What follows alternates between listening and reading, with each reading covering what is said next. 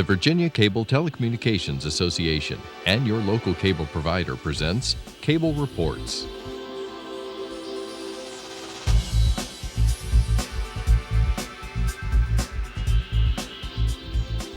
Join us now as Cable Reports brings you up to date on current issues facing the Commonwealth through discussions with your local legislators and other policymakers from across Virginia.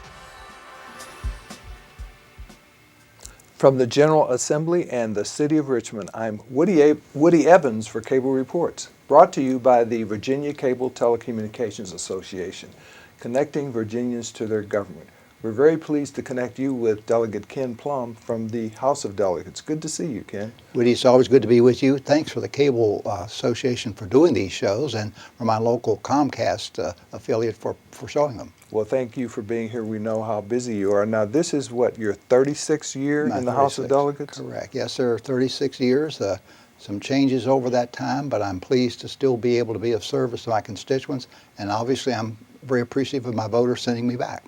Tell us a little bit about the Governor's State of the Commonwealth address. It's a good week or so ago now, but tell us about some of the proposals he set forth. Yeah, I was very pleased with the Governor's speech to the Assembly. First of all, he is the most energetic guy I think I've ever met. And he has in mind, how can we improve Virginia? And we can improve Virginia economically. Since 2008, we've had a slow recovery from that Great Recession. But he sees now an opportunity for growth. He is actively going around the world, truly around the world, looking for opportunities to bring for Virginia. And in his address to the Assembly, he talked about that effort to build our economy in Virginia. But he also talked about the elements of what constitutes a successful state. And among those, of course, would be an exemplary education system. You're not going to have major businesses, particularly like technology businesses and the modern businesses, move to our state if we don't have an opportunity for the employees' children to go to good schools, or colleges and universities that can help with the research and also produce the kind of scientists and trained workers that they need, community college as well as college level. He also talked about expanding opportunities for Virginia citizens, the opportunity, for example, to continue to get one's constitutional rights restored as one has been in prison, the opportunity for people to have access to voting, the opportunity for people to have access to medical care. We unfortunately have a number of people in Virginia who don't have medical care. So the governor had a very ambitious plan for us, but he also had a positive message, I thought. He appealed to the General Assembly to work together to make these things happen. And of course, ultimately, that's how it has to work. It's three branches of government, and we have to find a way to work together. So hopefully partisan differences that sometimes creep in can be overcome, and we can respond in a positive way. It's a positive note for us. We've got some money to spend. This is a budget year. He implores us to work together to make a better Virginia. Well, let's go through some of those items in more detail. And I know you are a retired educator, spent quite a bit of your life dealing with our youth. Talk to us about the funding proposals for K through 12, for example. Yeah, what's happened since 2008, when Virginia's economy went into recession, is that we have had to pull back our funding on education. Now, you don't find a lot of politicians who are willing to admit that, but it is a fact that our monies for schools were reduced. Our standards were reduced because we didn't have the money to fully fund the standards. As a consequence, we changed those. Well, it's a new day. What's happening around the state is that localities are having trouble balancing their budgets. As state monies for schools receded and local budgets got tight, you found class size increases, you found programs being eliminated, and a real need to come to support localities and local school divisions. The additional money now that comes with the rebound in the economy, and that's projected for the next 2 years, provides us an opportunity to restore the funding for K-12 and in fact fund those standards in a way that we can be proud of the children's opportunities to go to school and get a good education. Paralleling that effort in terms of funding K-12 is a movement now underway to recognize that we probably have gone too far in these standards of learning, these SOLs we hear about. Too many times they have dictated the activity in the classroom and have come out from times to be an exercise in memorization of facts and figures and so on that may or may not have application to a child's life 10, 20, or years in the future. And looking towards more of a discovery approach to learning where you not only learn information, but you learn how to gather information. And in the electronic age, that's so very important. You learn how to be a good learner so that in future times, when teachers not around to give you the correct answer, you can figure it out for yourself. So how does that funding formula work, especially at the K through 12 level? Oh my gosh, it's not an easy one to understand because what it does is it takes the amount of money that's available for K-12 and then it attempts to divide it up in a way that all children have equal access to an education. The Constitution says under the Equal Protection Clause that you have to provide that equal access. And I agree with that system entirely. What it means in a practical way is you don't take the number of students and divide them into the amount of money and that's what your locality gets. What you do is you take the amount of money that's available and you apply a composite index. That's a measure of the wealth of a locality. And if you're a wealthy locality, you don't get as much state money. If you're a poor locality, you get a lot of state money. And the idea is that across the board, you'll have more of a balance in terms of kind of educational programs.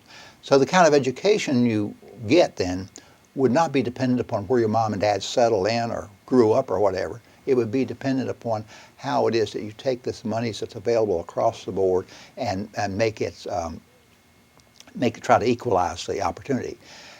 The notion would be that you would essentially have a program that would be about half state support and half local support. As a practical matter, up my way, locality supports 70 to 80% of school costs. 70 to 80%. Mm-hmm. And you go to Southside Virginia and you find localities putting in 20, 30, or 40%. That's again an equalization effort, and I support that. And we continue to try to make sure that the amount we have to start with is an adequate amount.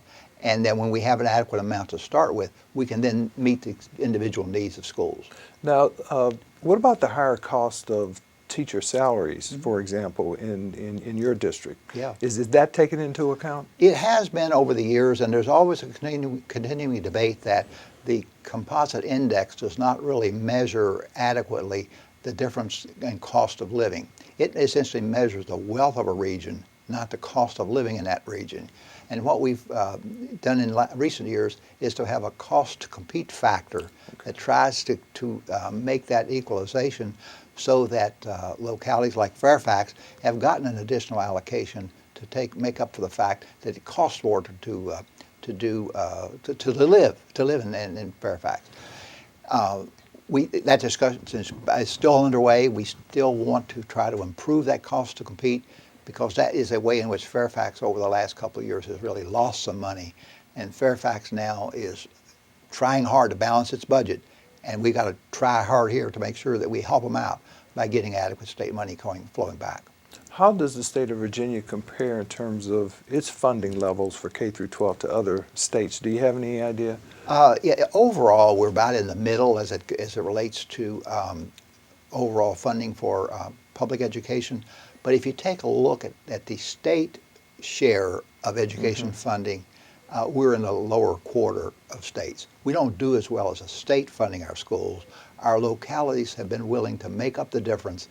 And of course, where localities get in a bind is the fact that they only have the property tax to depend upon. So if you don't get some state money coming in from the income tax and the sales tax, you have to put the burden on the local homeowner, and that gets burdensome sometimes, where you end up with people sometimes with property tax bills higher than their mortgage bill, and that's unacceptable. So I take it the same challenge exists, for example, in the budget where the governor wants to, in the second year, raise teacher salaries. Right. But that has to be matched by the locality? Right. Yeah, and I support the notion that the state help raise teacher salaries. We need to raise teacher salaries because if you take a look over the last half dozen years, they've only gotten a raise or two. We need to bring them back up, and in my case with Fairfax County, we're actually falling behind the region, which affects our competitiveness. If you're teaching in Fairfax and you can get a better deal in Loudoun County, it's only a few miles away. You can go over there. Well, that's a drain off of the resources of Fairfax. So we need to try to make sure that those salaries come up to par. And so that the state match portion would be put in, but it still requires a local match to make that actually come about. And of course, the state is still playing catch up with the Virginia retirement system that Yeah. affects teachers and other state employees as a result of some money that was borrowed from that fund some years ago. Yeah, and we're close to finishing that off, thank heavens. That was a mistake when it was done years ago to try to borrow against your resources to make up a shortfall.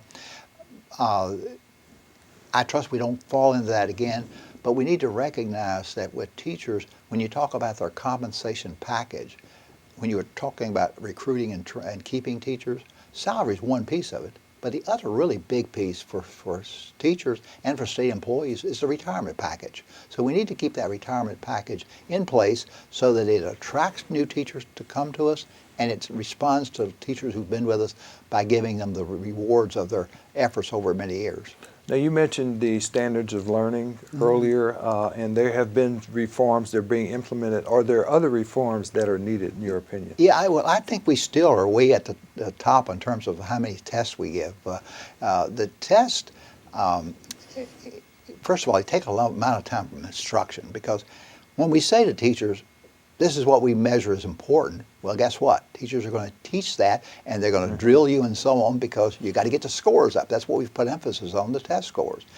That takes away from instruction in more of the discovery approach that I was talking about, where we're talking about children gaining skills in math, skills in reading, skills in writing, skills in evaluating data, gathering information, and so on. All those kind of skills. We can't take away time from doing those. Not only is that, when you take a look at all these tests we've been given and you ask yourself, what do we do with the results of all those tests? We spend a couple $100 million a year in testing each year. And what do we do with the results? Well, the answer is not real clear. I'm not sure we're doing anything that has great value, that if we don't whittle back on some of those tests, we cannot depend, we would be able to depend upon the professional judgment of the teacher in terms of moving children forward.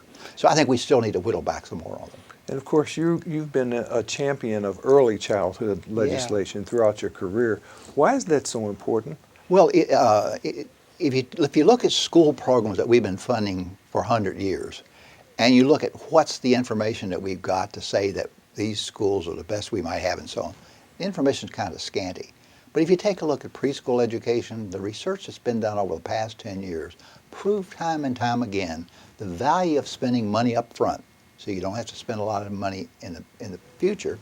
And that savings in the future from that early investment, it relates to less remediation in school, because children who learn to read before they're in third grade are going to be readers.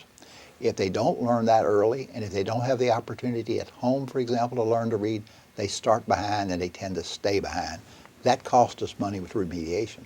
But there's also measures about social welfare and social programs and even prison costs that result from children who were unsuccessful in the beginning, unsuccessful in school, unsuccessful as a citizen, and that has a social cost that we need to offset. And we find now various studies that overwhelmingly say invest in the future by spending money on children at early ages. They become better learners, better citizens, and less costly, become contributing citizens, not a cost to our society. And there's also a need to provide for a more practical-oriented education at the lower levels. Now, I think the governor cited an example of a youngster who had learned how to code already, for example. Yeah. Oh, yeah. Well, it astonishes me as I go around the schools and see just how bright these students are. Sometimes we're trying to figure out what the standards ought to be today, and these children are going to live in the next couple of decades. And so we need not to be prepare them simply for tomorrow, but we need to prepare them for the future. And in that, to go back again to the same theme of how it is one learns and how one learns to learn is so critically important. Coding is so very important, and it's not a mystery. It used to be something that you would go off as a scientist and do. Now you have children doing it in elementary school, and it's just kind of second nature to them doing that. There are all kinds of opportunities. Outdoor education, Terracet Elementary School near my home, for example, is doing a wonderful job of involving the children in the nature of the community. I grew up in the outdoors. I grew up in the country. You know, I'm so blessed to have had that background. Some children grow up on asphalt and concrete. They don't have the same kind of experiences and don't have necessarily the full appreciation of nature. I think schools should do something about that. Get the kids outside and they can explore and learn from that experience. Now, what about school discipline, the use of school resource officers, and the apparent significant increase in expulsions? Yeah, this thing has gotten out of hand. School resource officers were put in the school to deal with external dangers and threats to the schools and so on. They weren't there to be disciplinarians for children.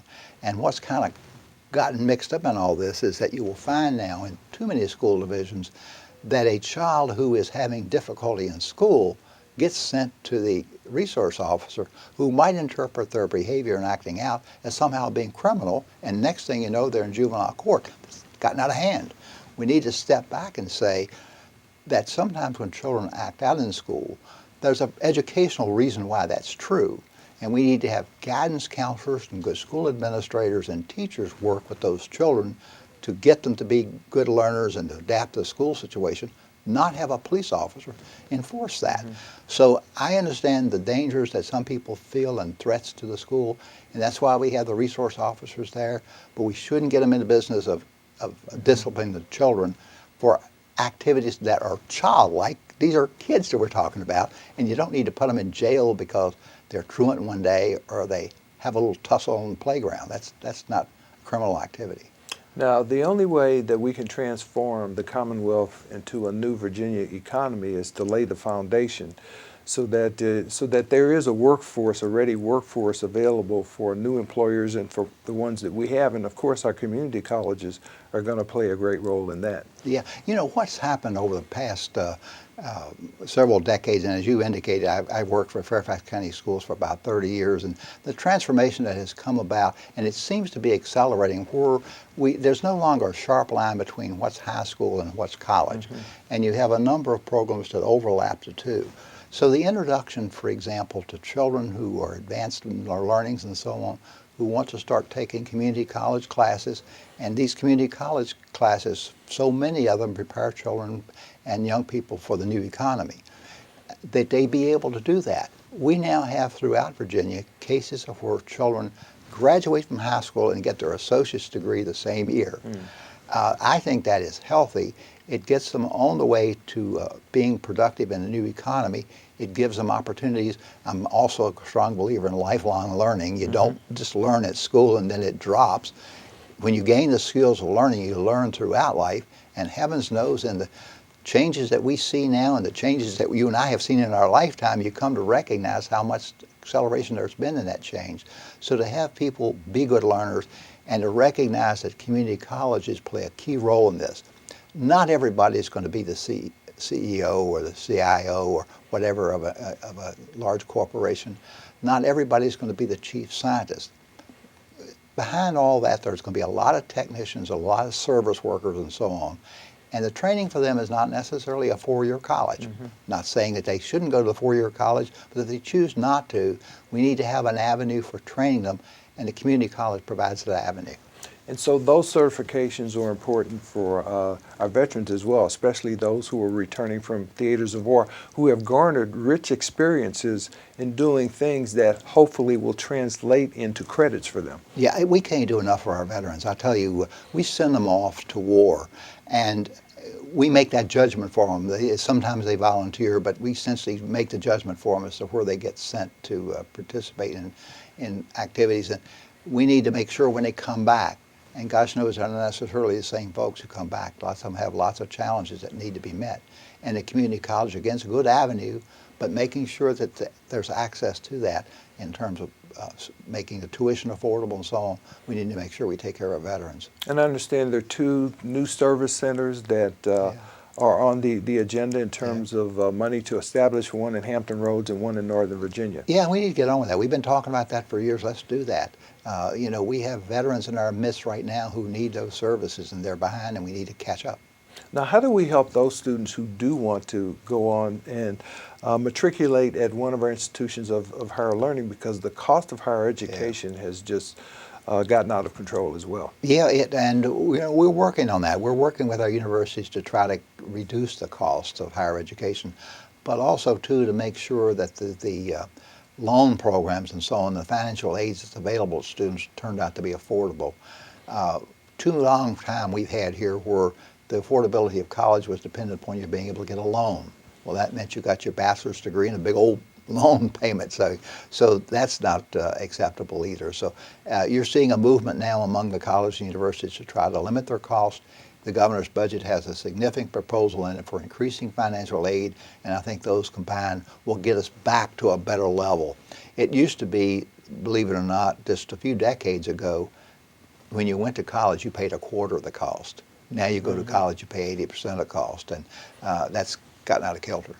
Now, how do we deal with those who make the minimum wage or less than a minimum wage these days? In my community, and I live in one of the richest communities in the United States, Fairfax County, Loudoun County, and so on, when you look at the average median income, we're among the richest in the country. At the same time, however, we have breakfast programs to give food to children who don't have food at home. We have churches. My own church, for example, has a program where we prepare sandwiches for children to take home to eat on the weekends. On the weekends? We can't have this in a nation like we are, in a community like we are. One of the things I've done to try to change that is to raise the minimum wage. Minimum wage now is $7.25. $7.25. $7.25. And an organization recently challenged legislators to try to live for a week on $7.25. And they gave us generous provisions. They said, we'll say that your house is paid for and your car is paid for, and how to live on $7.25. I had to quit after the first day. I couldn't figure out how to do it. And most of us couldn't figure out how to do that. That's less than poverty wages. When we are so bountifully rich as we are in these communities, we have to be able to share the bounty. And so I put in a minimum wage bill that would, first of all, true up the minimum wage. Half a dozen years ago, it was moved to $7.25. If you were to true it up to its highest purchasing power value in the past, it would be $10. If you just trued it up, no raise, that's no raise, that's just making it true to what it has been in the past, it would be $10. Then moving it to 12 or 15 would be moving towards a more of a living wage. And I think we should do that. Now, the legislature has not seen fit to support my bills. My bills have not gotten out of committee. But I continue to push the idea that we're better than this as a country, we're better than this as a state, and we're better than this as a community. We need to look at business plans of businesses that have to revolve around paying people a low wage, to have them recognize that if we raise everybody's boat, paying the minimum wage and raising the minimum wage, I should say, or truing it up to be what it is, doesn't hurt the economy, it feeds the economy. What you can be sure of is that additional money is going to go into the hands of people who need it, and they're going to spend it. When you have people spending money, you have growth in the economy. Apparently, there's another perpetual non-starter here in the General Assembly, and that's Medicaid expansion. I try to explain to my citizens, and I'll try once again to say, we could get $1 billion or so a year. This money's already available. We've already foregone more than $3 billion in expenditure. $3 billion. Yeah, $3 billion. That would serve the poorest among us who are working poor people, provide them insurance. It would help to shore up our hospitals that are in trouble and so on, but we refuse to do it. And why do we refuse to do it? It's pure partisan politics. I'm sorry. There's no other way to describe it. You can't tell me it adds to the national debt. It doesn't. You can't tell me. Self-funding, as I recall. It's self-funding as a self-funding program. So if we could get away from the partisanship, if we could get away from calling it Obamacare and deal with it as health care for the working poor, then we should get some agreement on being able to do that. I'm disappointed that the public is not more outraged at the unwillingness of the legislature to deal with something when more than half the states have already done this. And states that are much more conservative than we are, that have very conservative governors and so on, have seen fit to do that, and we need to do that as well. You mentioned the high level of partisanship that that you now face, you have a constitutional amendment dealing with redistricting. Do you think that's one way or one tool to deal with that issue? Yeah, and Woody, I have to say in all honesty, I guess the legislature's always been partisan. It felt a little less partisan to me in the early years because Democrats were in control, right? It feels real partisan to me now being in a minority. But the fact of the matter is that the biggest conflict of interest that legislators face is drawing the legislative boundaries. We simply cannot get over the fact that we draw the boundaries to suit ourselves. We pick our voters. That's how it's done. Now with modern technology of being able to put the census data next to the voting data, we can with great accuracy predict how it is that a district is likely to vote. Of the 140 members of the legislature here, like 120 members who were incumbents either didn't have opposition or we were all reelected. And in my case, I didn't have opposition, and there was a huge number of us who didn't have opposition, because when they drew their districts to suit themselves and got themselves a strong Republican district, that meant the Democrats ended up in my district. So that gives me a strong district, but happens to be more Republican districts the way they're drawn now. The system ought to be done outside of the legislature, and that's why in 1982, I first introduced a bill to establish an independent redistricting commission. The Democrats thought I was crazy. Why would we as Democrats give up our authority to draw the district lines? And I explained as I'm trying to explain it now. I think in order to have a fair system, we're not going to be able to do it ourselves. We need to have someone do it for us. And so now I have reintroduced the bill, and the Republicans think I'm crazy. But the public has gotten onto this, and the public is much more attuned to the fact now that they don't pick their legislators, the legislators pick them. And when voters start catching on to that, you'll see additional pressure to where, as is happening throughout the country, we go to an independent process for redistricting. And when we do that, we'll get more competitive races, we'll get a better discussion of issues, and we'll get less, I think, less partisanship. We've got about a minute left. I Yeah. wanted to give you an opportunity to talk about some of the transportation needs you see in your district and statewide. Yeah, I'm pleased that the extension of the Metro line, the Silver Line, is running now out to my district, to Wheelie Station, and I have constituents and myself who use it with great regularity. We're on target for opening into Loudoun County by 2020. We have a solution from the governor in terms of dealing with the congestion on I-66 that some of my folks end up in for sure. It's a controversial one because it's based around tolls, but most of transportation improvements these days will be based around something like tolling, some because we don't have enough money to be able to do that otherwise. So what has fascinated me in most recent years is when you talk about transportation, it used to be building roads. I spent 25 years working on building a railroad, which is great success in terms of metro extension. Now we're talking about bicycle right-of-ways, and we're talking about pedestrians. We're getting a multi-modes of transit, and that's how we move people. Great. Well, thank you for being with us, Delegate Ken Plum. We thank you. I always enjoy it. Thank you for watching Cable Reports, brought to you by the Virginia Cable Telecommunications Association. Until next time, I'm Woody Evans.